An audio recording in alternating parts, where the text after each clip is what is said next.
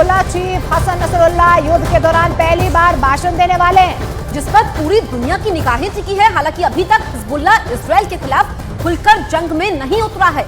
दूसरी तरफ इजराइल के आपको बता दें कि इजराइल के घेरने वाली चौकड़ी में चौथे किरदार की जल्द एंट्री होने वाली है। माना यह जा रहा है कि इराक और सीरिया में मौजूद ईरान समर्थित लड़ाके जंग में उतरने वाले हैं। और तीसरा अपडेट यह है कि सीरिया ने हिजबुल्लाह को मिसाइल डिफेंस सिस्टम देने का ऐलान भी कर दिया है। तो 3 तस्वीरें आपके सामने हैं। आज साफ हो जाएगा जब हिजबुल्लाह चीफ का संबोधन होगा कि क्या हिजबुल्लाह युद्ध में सीधे तौर पर उतरेगा या नहीं, ये आज साफ होना है।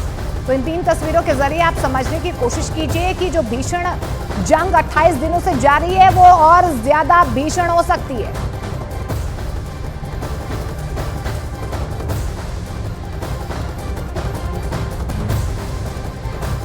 और गाजा इजराइल युद्ध में अब उत्तर कोरिया भी एंट्री ले सकती है। उत्तर कोरिया ने हमास और हिजबुल्लाह के लिए अपना हथियारों का गोदाम खोल दिया है। दक्षिण कोरिया की खुफिया एजेंसी की सीक्रेट रिपोर्ट सामने आई है, जिसमें दावा किया गया है कि उत्तर कोरिया अब युद्ध में हमास की मदद के लिए उतर आया है।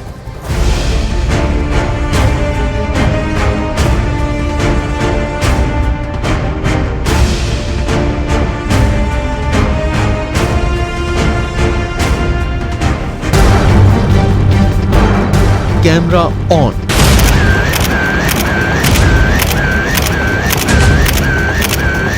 हमास के लिए खुल गया किम का परमाणु गोदाम।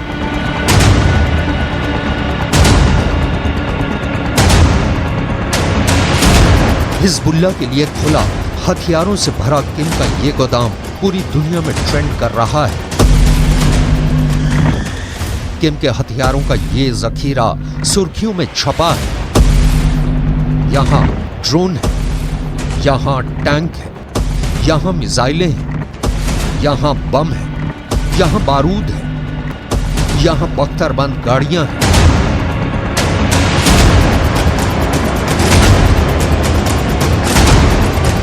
सवाल है, क्या किम जोंग उनके हथियारों के इस गोदाम में हमास की शॉपिंग लिस्ट पहुंच गई है?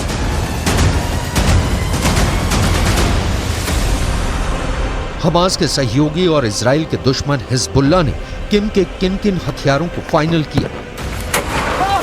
क्या हमास और हिजबुल्लाह अब इजराइल पर उत्तर कोरिया के हथियारों से हमला करेंगे?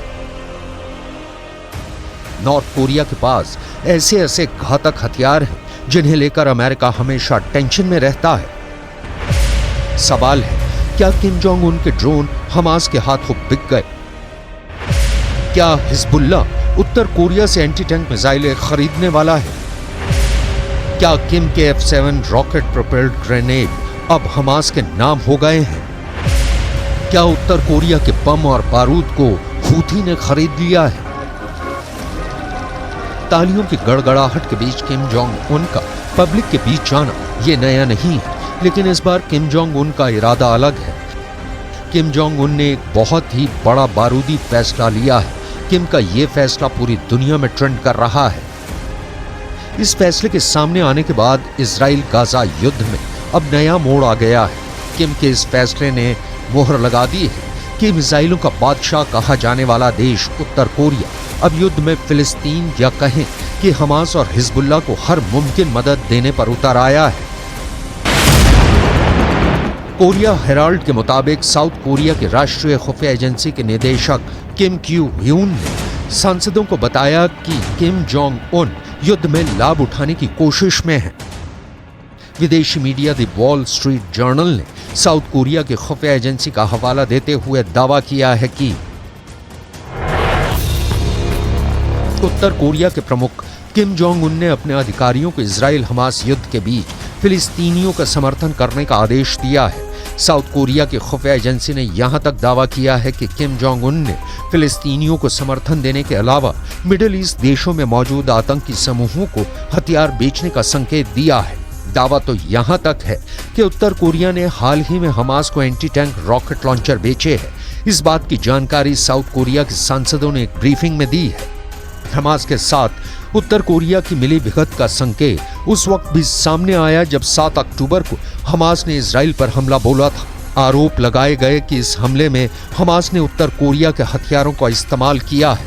दक्षिण कोरिया की खुफिया एजेंसी के दावे के मुताबिक मुमकिन है कि हमास ने उत्तर कोरिया के F-7 रॉकेट प्रोपेल्ड ग्रेनेड का इस्तेमाल किया था।